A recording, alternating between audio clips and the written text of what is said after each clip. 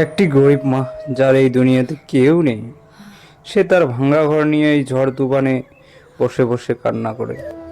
হঠাৎ একটা দরদি ছেলে পাশ দিয়ে চলে এসে বুড়িমাকে জিজ্ঞাসা করলো, বুড়িমা তোমার কি হয়েছে? বুড়িমা বলল, আমার একটা ঘর নেই, এই ঝড় তুফানে আমি কত কষ্ট করে আছি। এই শুনে ছেলেটার মায়া হলো। ছেলেটা বলল, বুড়িমা তুমি চিন্তা করো না, আমি তোমার জন্য যদি পারি একটা ঘর অবশ্যই তৈরি করব। এই বলে ছেলেটা দিনরাত পরিশ্রম করলো, বাঁশ কেটে নিয়ে আসলো, বুড়িমার জন্য একটা সুন্দর ঘর তৈরি করা শুরু করে দিল।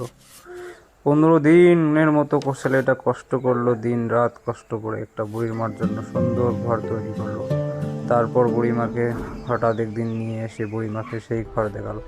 বুড়িমা সেই ঘর দেখে অনেক কেঁদলো, অনেক ইমোশন হয়ে গেল, কারণ তার তো কেউ নেই। এবং ছেলেটাকে বলল, আমার তো কেউ নেই। ছেলেটা বলল, বুড়িমা টেনশন করো না, আজ থেকে এই ঘর তোমার, আর আজ থেকে আমি তোমার ছেলে। তো ছেলেটা এত কষ্ট করলো, ছেলেটার জন্য একটা লাইক করে দিও। আর আমরা সবাই চেষ্টা করি ছোট ছোট সবাইকে হেল্প করার জন্য।